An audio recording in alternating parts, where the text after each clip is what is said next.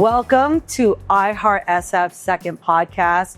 We're here in San Francisco. We're calling us a mobile podcast. We're kind of going to be all over San Francisco because we love everything about San Francisco. But today we're here at Old Jerusalem Restaurant at 2966 Mission Street. My new friend, the owner, Abu Salim, was kind enough to let us cook in his kitchen today. And I'm here with my good friend, Charles. And we are here to talk about food. You know, what brings people together more than a good meal, a nice table, good food, good company, good drinks, all of it. And, you know, at iHeartSF's core, that's what we're about. We're about to bring people together to be a community and come together and, you know, better themselves. Right. And I wanted to talk to you before we get started about, you know, who I am and how I kind of relate to food and, you know, where I come from and stuff. And again, I'm a first generation American, born and raised in San Francisco, 4th and Parnassus, UCSF. Raised in the Outer Sunset, 41st and Slow About. And, you know, we have a huge connection to food in my family. My mom was a great chef, catered, and we had food businesses all our life. We started with, my dad had a liquor store over on Cortlandt, down in Pritchard area, and then he upgraded to a coffee shop, the Coffee Roaster, that was near Bon Appetit in Jackson Square area. Was there for a long time. He upgraded to a deli at that later on at the corner of Bush and Grant, right in front of Chinatown. There's an optometrist there now. And then the last place he was at before he died was when called Primavera. It was at the Gap, the original Gap in Banana Republic corporate offices at Spear and Folsom. And they were doing, when it was serve yourself salad bars, when that was popular, early 90s and stuff, it was called Primavera. Unfortunately, he passed away about a month before it was open.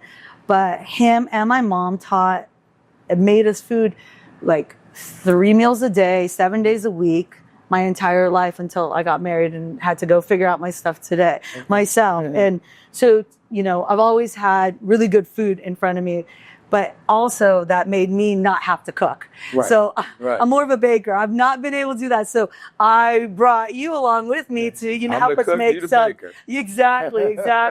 And you love the oven, huh? That's right. And I'm super excited, you know, to have you here. And we're going to do an Arabic dish.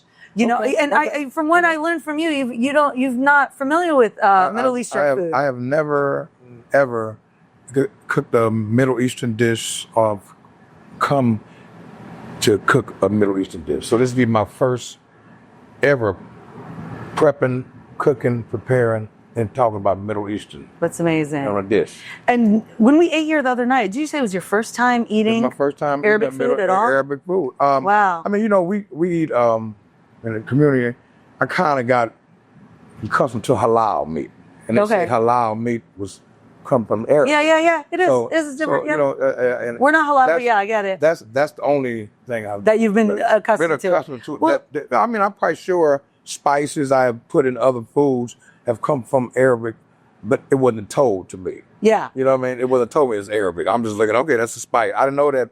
Maybe like this is here. This is that's sumac. Sumac. Okay, that's a favorite Arabic seasoning. It is. So I never heard of sumac until today. Well, exactly. And you know what? I'm going to give you what I remember from my mom's recipe. Okay. Now, here's kind of the funny thing. As a first generation American, you know, I'm from two cultures, and you know, I dub myself as what I call the whitest Arab you'll ever meet.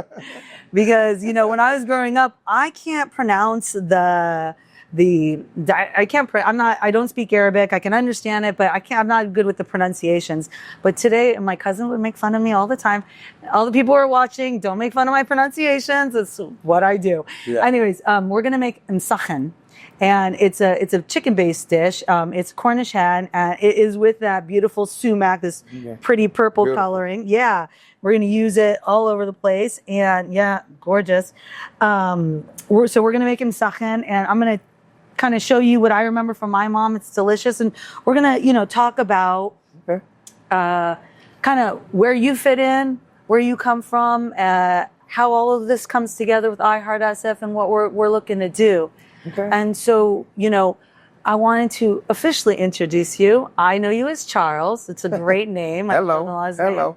Some people know you as Cubone. Cubone, Yes. yeah. And not many, but most, some people also might know you as Snoop Dogg's personal chef. A lot, very few, but a lot. Yes, and we're very excited to have you here, you know? Hey, I'm excited to be here. I'm excited to be a part of iheartsf. I appreciate you for giving me the opportunity to be a part of the movement and the journey that you're on. Thank you, because we're about to start a movement. Yeah, you know, it's a movement, it's a lifestyle, you know, and I'm glad to be a part of that because I'm a team player, dream team player. Yeah. Teamwork makes the dream work. That's right. And now we're living in our dream now. Now we're visualizing it in our chef episode. That's right. Cooking with iHeart, cooking with Cubone. Hello. That's right. And you know, now let's get the ball going. Let's do that. You know, but you're from LA to the Bay. You know, you have been working with the community in different aspects with food and resources. Yes, over 30-something years. Your nonprofit box. Yes. You know, all the different things that you've been doing. And food is really something where you love to be a part of. I grew up on food. Food is wholehearted. It gets you full. Keeps you nourished. It's nourishment. It's nourishment to your brain and your body. You need it. You know, you need it. So food to me has always been that nourishment that I grew up on. I didn't grow up being a chef. I was raised being a chef. My great grandmother taught me how to cook, and the first thing I ever cooked was eggs. And everybody as a kid cooked eggs or pancakes. You know, you cook what a kid eats. Bacon or something, whatever else. I started cooking eggs. My great grandmother taught me that. And then life as I growed up, I never want to open up a restaurant. I just like cooking. Yeah. Like I'll go to my friend's house and we'd be at a party at a friend's house, and I always go to the refrigerator and see what's in the refrigerator. You start cooking there? And if they ain't cooking, I say, hey, can I cook this chicken? Because we know we all went hungry playing cards or where we party. We ain't got no food. Back then, you know, they wasn't catering and stuff. No DoorDash. Ain't no big Uber Eats, And so I started cooking that. And then fast forward myself, I moved up into the Bay Area in 2015. I moved to the Bay Area and I was cooking at home just for friends, a lot of friends. And then Snoop Dogg. Called her to my Facebook while I was cooking. Oh, nah. And out of clear blue, on Facebook Live. Oh, really? He typed in. Is that how it went down? He typed in on Facebook Live and said, Cubone, I need you to be my personal chef, man. I've been watching you cooking, so, man, that food look good. It's scrumptious. Scrumptious? That is scrumptious. I love that word. And then from that day forward, I became his chef. And then from that day forward, I put myself into the category of a celebrity chef, a VIP chef, a Michelin 5-star chef. Because I'm looking for a 5-star person. I love that. Never went to Cordon Bleu School, never went no culinary training. All my culinary training came from my great grandmother and my experience in the kitchen watching other people cook and taking spices and doing it. I like that. I love that, how it came out organically and everything. Today you're going to add another genre to your pocket, right? Yeah. We're going to start with some Arabic food, calling it, again, Musakhan. And we got our Cornish hens right here. Let's move everything. Here, move everything to the side. We'll talk about all these spices. So it's pretty easy. I mean, a lot of Arabic food, I think, there's just a lot of, some of it's very complicated. It takes time and stuff. But this stuff, it's the spices that do it. So here we go. Yeah, right. All right. So again, I am not a chef, but I will get my gloves on. Probably should have put these on first. Sorry. All right. These on. There were my gloves. All right. Got our 2 little Cornish hens. Always use your glove. Always use your glove. That's right. Healthy first. That's right. So we have, Arabs, they have a lot of basic spices. The ones that they use the most, we got the basic salt, pepper, but we have, I think it's cinnamon, nutmeg, allspice. And special for this dish is the sumac. It makes it really pretty. We'll use some purple onions, some olives, a little bit of parsley, pine nuts. Now, what is this right here? These are pine nuts. Pine nuts. These you never seen? Okay. Not really. I call it for decoration, but they taste delicious. But a lot of it for decoration. We're going to cook them with oil in the pan and sign them up, and then we'll spread them on top like little fairy dust. Okay, presentation. All right. So today we're going to make, like we said, the Musakhan is one of my favorite dishes. I used to eat it with my hands, get all up in there. Delicious. So we start with the Cornish hens we have here. And with the spices, the Arabs, they stick with some of the basic spices. We got pepper, salt, that is nutmeg, cinnamon, allspice, and special for today, we have sumac. Like fairy dust. I like that. I love that purple. And you got the parsley over here. There's some parsley for the extras. Yeah. And over here, you were asking me before earlier, these are pine nuts. You never used those before, have you? Never. It's something we use mostly for a garnish. You're going to cook it up in oil, toast it up. You're going to do all that. And then we sprinkle it on. But it does taste really good. Okay, so we season this right now. We season this. And the Arabs love to cook, we say by-an, which is by-eye. Okay. So you as the chef, go for it. It always starts with your salt. Because if you touch any of this here, then touch the salt, it makes the salt look like all that, which all one place for it. But just that's why I always start with salt and pepper first. All right. So because you don't want to dip this and then touch that, and then it don't look right. That's right. It's all about the optics. It's just a little bit. There you go. Look at those little birdies. Look at a little birdie. My daddy always say, quit being scared of a bird. He ain't flying. No. Not in this position, that's for sure. If he do get up and fly, we're going to fly right with him up out of here. Hello. That's right. So, a little salt, so, a little pepper. Pepper next. Pretty. Pretty. I like the Cornish hens. One per person was just enough meat for a good dinner. So, she cook it with potatoes, other things on the side, different things, whatever. And always delicious. So what is that? That's the cinnamon. Cinnamon. And allspice. Allspices. Shoot, you know what I forgot? I forgot. See? No, you didn't. We got it. We can put it on here. Okay. No, we could do it too like that. You do it after? Yeah, okay, you can do it. It's going to coat it in. There you go. It's going to keep it in. It's going to keep it in. All right. I follow directions. I'm a rule follower, but sometimes a little get things, whatever. But it works out. I mean, you're going to eat it, so it's all going to work out. And then the sumac. Can we use a little?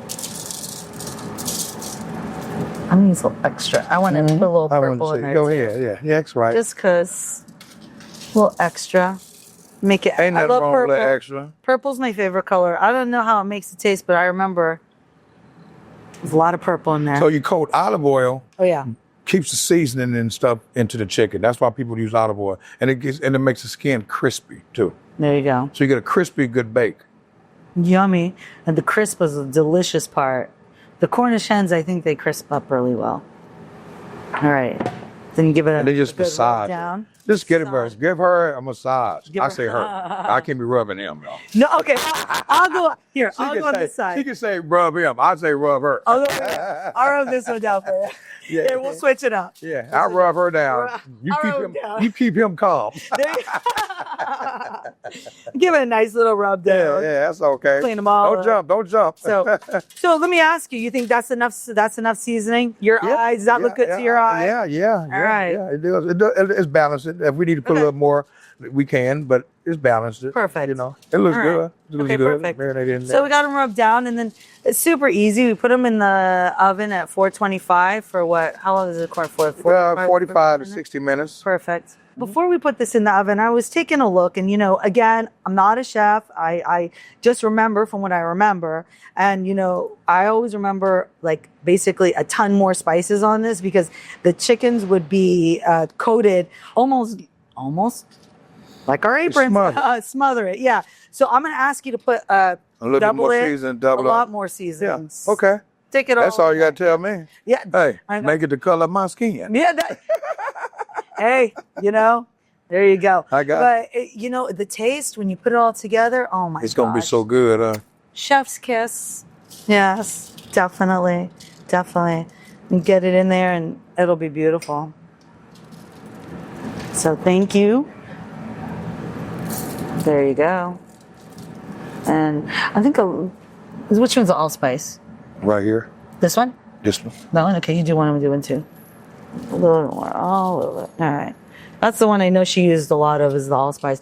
And then I'm just going to do a lot more of that. Just what I remember. And then we'll rub it in again. There you go. Yeah, they're a little more dirty bird looking, Yeah, you know? yeah, Little dirty bird. Dirty birds. I think actually with the new concerts that are coming to San Francisco, the free concerts that Mayor Lurie just announced, I believe the Dirty Birds are the first ones who are hosting. So, hey, Dirty Birds, check us out. Hashtag them. Come on. All right, here you go. All right, so always learning, always practicing. And there you go. Bye-bye, birdies. All right, so we got 45 minutes on the timer. And then we are going to do the next part of it, which is the cooking of the onions, tortilla and onion. And the Arabic bread, the pita bread, the Arabic bread we have here. And then we also have to chop the onions and the parsley. I have some right here. Now, I'm not good at chopping anything, so I'm going to ask you. What I always noticed with the onions was they were like lengthwise, long. Okay. Does that make sense? Okay. That's how they looked like on French fries. Like French fries, yes. French fry like cut. Those French fries right over there. Yeah. French fry cut. That's right. Okay, call them French fry cuts. Hey, I take it. Maybe you could show me. Maybe you teach me a thing or two so I feel like cooking. Which, not really, but I wish I could afford one. Maybe we all not good at what we do. We great at what we do. That's right. That's all. Everybody's good at something. We can't be good at everything, right? No. As I tell my kids. Yep. Make a difference in your world. You know, start with your backyard, which is what iHeartSF aims to do, is really start in our backyard and really, approach the homeless population differently. Do something that really, in my 50 years of living around here, is not being done, and we're gonna make it happen. And today we start with a really nice meal. So, lengthwise, how do we cook them? Or how to cut them, excuse me. So basically, you don't want to use this part of the onion, but it's the outer part. It's like peeling an orange. You want to use the peel the skin. The first one is kind of like, see the difference? That's the one you want to use. That's the cover. Okay. Like a fruit, any fruit. You could use that. People do that. Okay. But this is it. Cleaner. Yeah, this is it. It's cleaner. Look, it's more purplish. And then you want long strips. Yeah, like the French fry cut. Like the French fry cut. Okay, I see. We slant them on. The opposite way of the lines. Opposite way of the lines. Right. Always cut against the grain on it. Cut against the grain. Grain. That's me. I go against the grain too. A lot of people don't like it, but that's okay. That's how you get things done. And go. Bam. All right. Beautiful. All right. Then you got strips. All right. Let's cut it all up. It's beautiful. Just break them down. Love it. Love it. Love it. All right. So we'll cut them all up because we're going to need the whole onion. Okay. Because onions are delicious. Get this out of your way, and off you go. There you go. We'll cut that up, and then we'll use some olive oil, and we'll put it on the pan. Let me see if I can heat up one of these pans. Well, you tell me, do you cook with the onions? Would you cook them in a stainless steel pan or a Teflon pan? It don't matter. Doesn't matter? It doesn't matter. This is normally a non-stick part better because that one's it's cool too though. So we got to cook the pine nuts too. So let's look at that else. All right, how's that going? Good? Mm-hmm. Perfect. Beautiful, beautiful, beautiful. I'll be your sous chef. Yeah, except they call it sous chef. Sous chef. Except I don't want no chef attached. I just want to eat. I'll be your cleaner. I'll clean you up. I'll help you clean. I'll peel. Like in the bar, they call it bar back. That's right. So here. You got my back. That's right. Thank you. Yep, we got each other's back. That's exactly it. You're funny. I like you. It's cute. All right. Can we use the same pan to saute the onions and the pine nuts? Does it really matter? Yeah. Okay, perfect. Yeah, All right. So yeah, we can really because it's all going the same place. That's right. Like my daddy would say, it all goes down the same place at the same time. So it don't matter if it's all together. Perfect. We're gonna saute the onions now. One of the things my cousin reminded me of was that the onions needed to be soft. Okay. I don't know if that means something in the cooking world. Yeah, that's so salted. We'll put some. Ooh, that's what's there for. That's good. That's good. All right. That's good. And then let's make them soft. Yeah. I'm gonna let you do that with all your prettiness. Maybe I put a little too much. Sorry. No, it's good. Okay. This is just enough. Okay, perfect. You want it to look like that there. See, it's oil. Yeah. All right. It's all around it is right there. Get it on them walls right there. I love it. We'll put that in there. Let it heat up a little bit. You let it heats up so when it go up in there. And we're going to put... We'll do the onions. Now we're going to do the onions. Which ones do you want to do first? We're going to do the onions and the pine nuts. We're going to saute them together. I don't know if it's ever been done before. It's going to be done now. Okay, then. Okay, usually it's separate, but we're going to do you. You're the chef today. So do you have for the onions, just maybe like some tongs or something? Sorry. I forgot to bring the utensil. I didn't think about the cooking stuff. So here you go. Let's do the onions first, and then, or you're going to put them so I don't know what soft means, but. Soft means, tell me when they say saute. Okay, good. That looks delicious. All right. So do you want it fold or we leave it open? No, we leave it open, and then we're put it on the plate.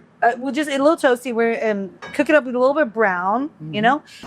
So Charles, while we let our Cornish hens cook, our Musakhan, I wanted to really talk about what we're doing at iHeartSF, and food really plays a big part of it. And you from LA to the Bay have been working with nonprofits and helping the community in all sorts of ways. And, I just want to make sure I get this all out right. So, here's where I come in.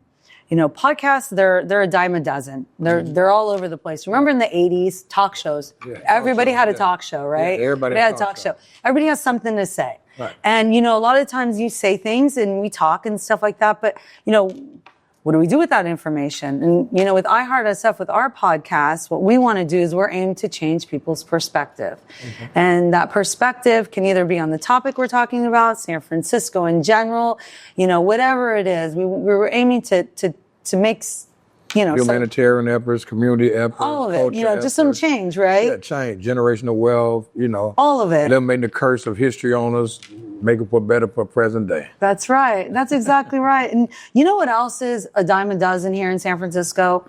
Nonprofits. Oh, community-based organizations. Community-based organizations. You were putting that name to them. I whatever you want to call them. You have one. Tell me about Box. Box is called Bringing Out Excellence. What it does is, now, a lot of the kids in our community, a lot of adults in our communities, they don't know their full potential. Okay. They don't know the excellence of their potential. Right. So I bring out the excellence of people. I want to bring out the greatness in you. I want to bring out that potential in you that makes you better than what you are. I want to bring out the potential that makes others believe and see in what you're doing. That's wonderful. They can do. You know what I mean? That's the journey of excellence. That's what Box stands for. Take it out the box. Step out the box for a second. That's what you got to do to be great. You got to. Steve Harvey said a long time ago, just jump. Step out on faith. Just jump. Yeah. And when you step out on faith and jump, and look where you're at right now. That's hosting every kind of show you can think of. Family Feud, the Steve Harvey Show, the One Radio Show, movies, comedians, exactly. So all of it. So, same can go on each and every one of us. There's a lot of homeless people out here that's had history. Yeah. Everybody's got a story. Someone was royalty. Someone was kings, presidents, CEOs of organizations. You can't judge. Very successful football players, sports players, that's right. Everyone has a story. Every day, reverend churches. I mean, anything you could think of, a homeless person had fit their script. Everybody that's homeless wasn't homeless at first. No. They got there one way or another. They got there some way or the other. They got there. Some people probably was born in homelessness. I mean, homelessness is... There's chronic homelessness, when you're living in chronic homelessness, some people just living that, and they don't consider themselves homeless. They consider themselves living It's a lifestyle. Yeah. Well, one of the things here in San Francisco, and I love what you're doing. I think that it's wonderful. Nonprofits are great organizations. Mm-hmm. They do wonderful things. But, in my time of volunteering, my entire adulthood here in the city and in all the communities that I've been in, these nonprofits, I find that they are actually, and I'll say things that might not some people like, but they're definitely here to make a profit. Yeah. And, I have been volunteering most recently at Glide Memorial Church, serving lunches, working with the ambassadors program, and they do some amazing things at Glide. I've really enjoyed my time in meeting different people and what have you. But walking around in Tenderloin, what I noticed is that I mean, there are nonprofits probably every couple of blocks. It's really like, it's amazing. And the lines are out the door. I mean, people are using their services left and right. And, it got me to thinking, nonprofits, like I said, they're really here to make a profit. And, as long as a little controversial, as long as they have people coming in and using their services, then they can continue to do their work. So they're keeping people, I would like, in a cycle. And, one of the things that I want to do here with iHeartSF is really break that cycle and really teach people, for lack of better words, no religious connotation at all, but, kind of how to fish, Glide and other nonprofits. They're doing amazing things. They are helping people every day, food, resources, and what have you. However, what I'm finding is that, they're coming in, they're getting the resources, but, it's the next level that we need to get to. It's the next level. And, they don't have the nothing's heart. changing. No, they don't have the heart. And you know what? And that's kind of, what I want to do. I want to, buy these properties, old residential hotels. We talk about it in another episode, about why I get into wanting to purchase these particular places. But taking these old residential hotels and really bringing them up to a standard of living that is for everybody. Right now we have a lot of these nonprofits, and what they're doing is they're leasing these old residential hotels and they're running their nonprofits, and the people are coming in for services. So they don't have to hold these property owners accountable for the state of these residential hotels. Right. What I've learned is that a lot of these nonprofits are leasing these old residential hotels, because while I was on my journey and trying to figure out how I'm going to buy these, properties and what have you, I didn't realize, that nonprofits, they lease these buildings and they run their business, and there's no reason to hold the property owners accountable for the state of the property. Right. Now, these old residential hotels, by way of experience, I had a great uncle, my Uncle John, as you say, my grandfather's brother, lived in these old residential hotels in the 60s, and they still look like that, and first of all, the nonprofits aren't holding them accountable. And the real issue that I'm finding, the root of the issue, is the city of San Francisco. They are not holding property owners in San Francisco accountable for the state of their buildings.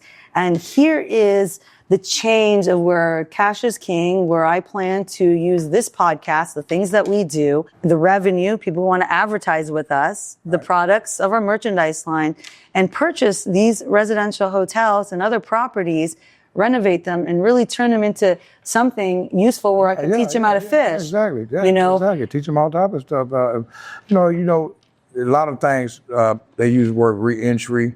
And most people think that's based on people coming from incarceration. Yes. But most times it could be people coming That'd be the first thing I thought about. Yeah. It could be people coming from a mental health. Right. And then you call it transitions. That's my word, transitional. From one situation to a better situation, from a worse to a better. You know what I mean? Leveling up. Basically, yeah, leveling up. Everybody wants to level up. Everybody wants to level up. Everybody wants to modernize today.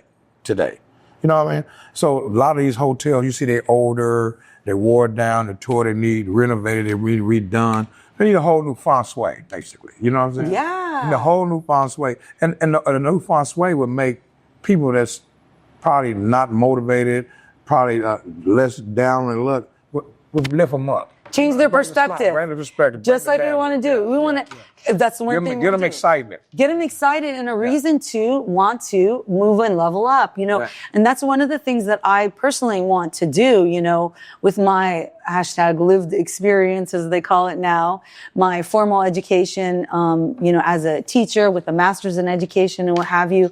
I want to write the programs to help these guys level up. And, one of the things is that, you got all these nonprofits and they're doing great jobs, but they're I don't know that they really want that for, not a lot of them, but okay. Yeah. A lot of them don't want that. I don't want to say it in a bad way. I just want to say it like, Well, we say it like this here. Most nonprofit programs don't offer the community what they really need because they'll go to the community and ask the community participation of creating what it is that they need in their community. To get them to the next level. Yeah. What's the necessity you need? You can give a person milk, but they don't drink it. Right. What if you don't drink milk? For the day. You know what I mean? He wants water. Well, they got milk for the day, how are they going to go and buy the milk for the next You got people who don't eat meat. You got to beg it. So you can bring him 100 pieces of chicken, and he don't want that chicken. No. Because he don't eat that chicken. No. So you have to ask them what it is you eat and don't eat. That's Same it. With, you got to ask people in the community. You got to know what their story is. You got to know That's story my is. goal. I raised a child with Asperger's, one with ADHD. My brother-in-law, ex-brother-in-law, whatever, had schizophrenia. I took care of him for 20 years. I've been out there. I've seen it, been taking care of myself for a long time. You got to know what people's stories are to know what they need. Yeah, you got to. Right? You got to. And I believe that San Francisco, instead of saying there's not enough housing and we need to build and build, you know what else I found out along this journey? There's so many empty properties. There's so many. I'm looking at one across the street. It's either empty, run down. I'm not sure what, but San Francisco has every opportunity to say to these property owners that if you want to be a property owner in the city of San Francisco, take care of your property. And if you choose not to, you need to make sure that you sell it back to the city of San Francisco and let them do something useful with it. It's ridiculous. Put it in. It's ridiculous. Don't give out. Put it in. Like Nipsey Hussle would say, all money in. Like when I went to Atlanta, and I was talking to some college students, and I would talking to them about poverty, talking about what we talking about bettering our community, how do we do this here? And I realized that I'm talking to some successful people already. Y'all in college, y'all all got degrees, y'all on your way to get degrees, y'all got your mindset right. You're doing good probably because you wouldn't be in this college if you didn't have a good father support mechanism behind you. Yeah. Mm-hmm. So I left there and I said, I want to talk to some people that's in need. So I lived there and I went to a projects in the hood in Atlanta. And I took about 10 kids about their projects and brought them back to the King Center and youngsters and helped them get a job, create a job. I don't want to come, I don't want to go to their community and take nothing from their community all the way back to California. Right. I wanted to keep it in their community and let them be participating in it. So I took them there. And to this day, and that was in 1992, and to this day, I keep in contact with them. They have grown to be grown men now. One of them is very successful in his endeavors called Killer Mike. He was a rapper. He turned a philanthropist now. He's an entrepreneur. Very great and creative development of his city in the city of Atlanta. And he gives back. Yeah. Well, when he was 13 years old, I met him. He took off running because a police officer had to take me there. So I'm talking to these college students. Nobody want to take me to the community. So a police officer said, I would take you. I said, all right, come on, let's go. And that was the first time I rode in the police car, not going to jail, not going to do That must have been different. Yeah, but to see the eyes of them, because he said, a different perspective. He said, when I pull up, these guys will take off running. And they took off running. Yeah, he told me they were going to take off. They see the police car come. And it was a plain car, too, so they knew he was, though. Right. They took off. I seen me in them, because back then, I took off. It was gone. Yeah. Trying to get away. You knew their perspective. Yeah, I knew when I got out, one of them didn't run. I talked to one, all of them came back. And then they listened to me. Because they said, oh, you came from LA. So, you got to give people what they want and change their perspective. And look at them now. They're all doing good. One of them is a Navy SEAL in the Army now. Been a Navy SEAL. Giving back to the country. Giving back to the country. And that's how I see iHeartSF as one actually really big ecosystem. Mm-hmm. I draw them in. And I become a safe haven for people who really want to change their lives and change their perspective. And I teach them again how to, live independently, but how I do it, like Apple, they do it through consumerism and products. I'm going to do it through humans, and I'm going to teach them to not only survive, but to thrive. So we'll work on the merchandising line, and I'll teach them sales, marketing, operations, all those things, administrative things. Right. Those are the things that I will work together. There are a lot of companies out there, especially in San Francisco, and they call themselves, you said the word philanthropists. Yeah. Philanthropists like to give their money and say, look at me, I did good. I did good, yeah. But you never seen a CEO or a creator, as I like to refer to myself, or the HBIC, as a I'm a humanitarian. I'm actually going to go out and do the work. And once I get everything in my little kingdom situated, I'm going to be the person to go out and find the people on the streets and pull them and bring them in and give them their first hug and teach them and get their story. And if it's right, they're going to come. If it ain't right, they're not going to go. Just like people that's out doing wrong, they don't play with religion. No. They won't go to church. No. They won't go aid or pray to nothing that can better them while they're doing worse. Yeah. You know what I mean? Yeah. So they're going to stay in that rut. Just like a lot of these homeless people don't want to go into certain programs. Number one, most of them have schizophrenia. So there is a lot of mental illness out there. They got claustrophobia. Yes. That's why they're out there. They don't want to be. They don't want to be. You got to figure out what works. Anxiety shoots up. Like my son with the Asperger's, we had to figure out what kind of classroom worked for him, what kind of setting, and all that. And that is what we're going to do. Is we're going to take the cash that we make from the revenue of all of these things that we do. We're going to show the city of San Francisco, the nonprofits that are all doing a fabulous job at what they're doing, but we're going to break that cycle. Right. And we're going to help people really become independent. And we're going to keep them in the, as I say, the ecosystem of iHeartSF, and they're going to give back to the community. Yeah. It's all about, it's for the people, by the people, because of the people. It's all about the people. That's what it's about. So, are you ready to taste some Musakhan? I'm ready. All right, let's get it out. All right. So right now we're doing the next part while the chicken is the Cornish hens are cooking at 425 for like 45 minutes.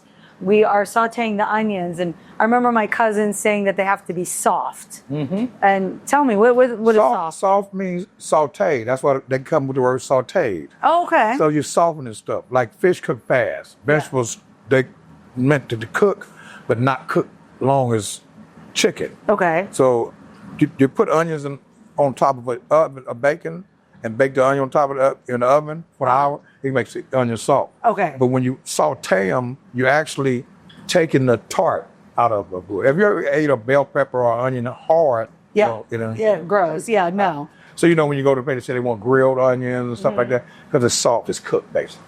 Okay. And then what we doing, we sauteing them, we're making them soft so they can be, and then the flavor comes out. Okay. So it brings the flavor of the onion out. Spice it with like salt. Yeah. You can do all that. You want to do all that? Here. Let me bring you some salt. I don't know. I'm just asking. Yeah. No, you can. Here. You want some salt? No, just a little bit. A little bit. No pepper. Not that much. Okay. Not that much. Perfect. All right. So we got all the seasoning in the food. Okay. So we have that done. And do you want to? Should we do that first? We're going to cook the pine nuts in there, right? Let's do it. Put the pine nuts in there. So we got our pine nuts here. And, I'm just going to just go and put them in there. We'll just mix them all up. I'm quite sure the pine nuts ain't going to. No, pine nuts, most of the time when I see my mom does, she sprinkle it at the end for aesthetics. So we do it separately. But hey, doing things differently. It look like garlic in there. It does. Doing things differently gets things done. It's always different sometimes. It's the same thing. It is. Getting that tummy. All right. So you tell me when that's ready, and then we will do the next step. Okay. We'll put those on the side. I'm going to grab plates. Okay. And we'll put the onions here, and we'll put them on the side. Or should I get a white plate? That's all they got. It's okay. Put it on this plate. Yeah.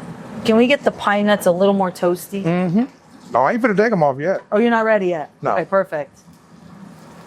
And nice and brown. Beautiful. So soft doesn't mean like... It doesn't mean it's soft. It doesn't mean it's just a good saute. It's just a good saute. See how the onion salted up? Up? Oh, okay. I see. Okay. See? That's good. You can use more, yeah. Yeah. That's good. I need one more. I didn't used to like onions. I like them now. Delicious. Party them all. That's delicious. Yeah. No, what a great idea. Cooking the pine nuts and the onions together saves a little time, and and it mixes the flavor. You gave me a different perspective, and that is one thing that at iHeartSF we're trying to do. That's an Arabic soul. I love it. You say you got a little Arab in you. You say you're the whitest Arab they know. I'm the whitest Arab you'll ever meet. Okay. That's right. I'm the soulless Arab here. That's right. You got a little Arab in you today. I love it. I ain't gonna put no color with it because we all color. That's right. I'm putting the soul up in it. I love it. I think it's Yeah. wonderful. Now see, this is coming out real great. Is it good? Oh, looks This is coming out delicious. real great. This is scrumptious. You know, you got to realize this on you. Now see how soft it is? See how soft It it is, is? yeah. It's delicious. See how soft it is? Beautiful. Beautiful. All right. put Now that we'll on the plate side. this. We'll plate Yeah. this. They call plating it. We're plating it, you guys. Right. We plating it. Well, we're using that for extras late. I mean, it's like going to be a whole thing together. So we'll put that over here. Okay. And then we're going to take, okay, so here's the next thing. And you tell me which pan to take. So we have the Arabic bread. It does look like tortillas for sure, but it is Arabic bread. We used to make Pita bread. pita bread. We used to make these as sandwiches. If some of my friends out there might remember, we'd cut them open and we'd put, instead of cream cheese, Okay, we used okay. lebne Okay. and cucumbers, and that's what we took to lunch. And in my time, I was lucky enough to have peanut butter and jelly sandwiches that look like that. That looks so good. I'm gonna do that. I'm gonna be me peanut butter and jelly sandwich. That's how you do it. It's the Yeah, best, yeah. actually. So, okay. So with the Arabic bread, what we do is we coat it with the olive oil, and then we kind of some Do you people put it in a bake- skillet? You put it. Well, technically, you bake it in the oven, but we have some limited things here right now. So I think we can just brown it on top because at the end we're going to put it all together. Okay. Would you say we would put it in the Teflon one or the? We can put it in this one because we already. Okay. So- Because as big as it is, it'll fit perfect in here. Right. So coat it up, and then we put it on the oven. We're gonna just give it a little toasty to it, but coat it really well. You know, the last time I did it, my cousin said it wasn't enough olive oil. Well, we tasted it. She's like, drown it. Oh, I know how to do it. Hold this for a All right. second. What do you think is the best I'm gonna show you how course to of fix- action? I'm gonna show you the best course of action right there. Tell me.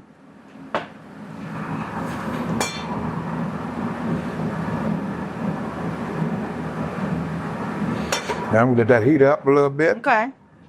and then that's when you coat it. Because once the Okay. olive oil heats up, Okay. you know it gets in. Now Okay. if you put this in there wet like that, cold, cold, you're just gonna soak it. Okay. It's not gonna cook it. It's not gonna No. toast it. Okay. You know, when that olive oil get hot, Oh, You know, I got you. and Okay, you okay, flip okay, it. okay. You just All flip right. it. So go ahead and open up the oven. The one thing that we did was, you need something to pull it out with. Here, no, you just don't hurt your hands, man. no, I ain't this rubber glove. That's what Yeah, way, man. That's crazy. they made them for that too. All right, I'll pull it out, and I'll tell you what we did here. Put it right back.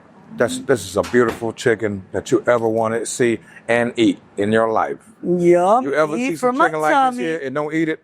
It's your problem. Can't wait. This Can't is so wait. good. Okay, Looks so good. we're almost at the end. We're Chicken even almost got a ready. tail on it. Yeah, it's got a little tail on it, like my little Frenchie. Yeah. So no, what that ain't we the little did- French. Don't do. Okay, French sorry, is gonna run out of the house. Okay.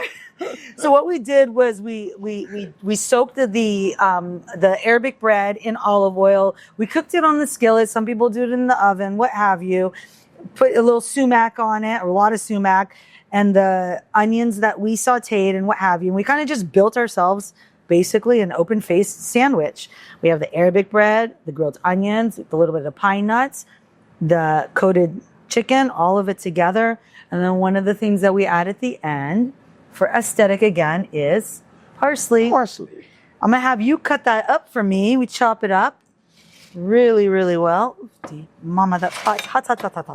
Okay, so I'm not good at chopping, but I kind of tried it a little bit. I'll chop them up. Yeah. Chop you up.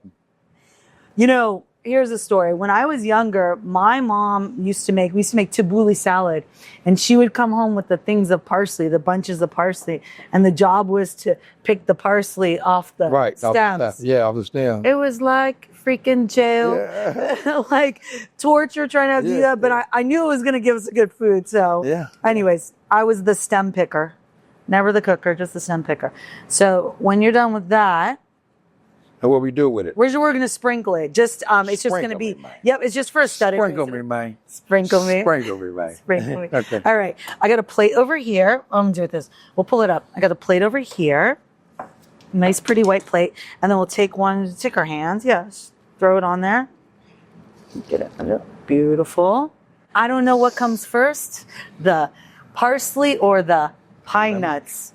So we have some other roasted pine nuts over here. Got our roasted pine nuts. They roasted too. They're definitely roasted. Those are for the extra, Smells good, too. I love a good roast. So what do we do? I think we do the pines first. The pine nuts first? Okay. So we used to just take with our hands and just, that's all. okay, no, it's fucking hot. Hot. That's Damn all. hot, yeah. But a little bit of that. There you go. You want to put some What more? about the lemon? You know what? Kind of at the end. I'll show you. Put a little bit of that. Lemon, I think, is more my touch. Just a little bit, Yep. Beautiful. Beautiful, beautiful. Now, for me, as a former kindergarten teacher, somebody who loves aesthetic, I really want to, this is what I do with the onions. Just a little bit of okay. And, whoops. I don't know, whatever. Just put a little bit. And there you go. There's our Musakhan. Prettiness. That's all. There you go. A little prettiness. Look pretty. Put it out. Sure. There's our pretty presentation. And there you have it. And there, Musakhan. And we'll let you know how it tastes in just a minute. We have here our Musakhan, and we're going to share today. But, notice most people when they eat, they got their fork and knives, and they got their utensils and their napkins and what have you. But here, I'm going to tell you, put your utensils here, put them over here to the side. Take your utensils to the side. We're not using utensils. Hello. Back in the day, when my mom was cooking, hands in, so we would just pull it apart and start eating. I was all about the ham. And tell me what you think. I'm delicious. That's good. You like it? Mm-hmm. That's your first time eating it. Mm-hmm. Delicious. Get in that bread. You know what you do?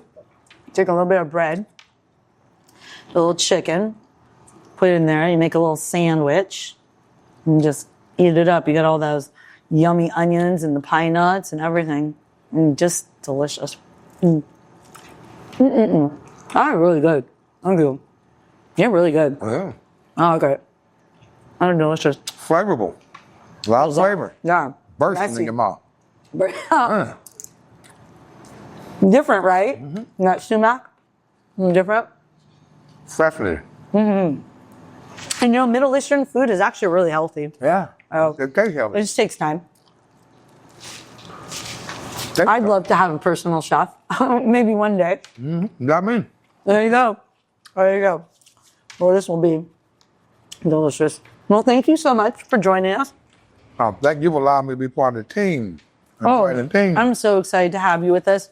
Thank you to Old Jerusalem, Abu Salim, his son, everybody. Old Jerusalem. Pedro. Y'all better thank you for opening the door. Yeah, dude, you got it.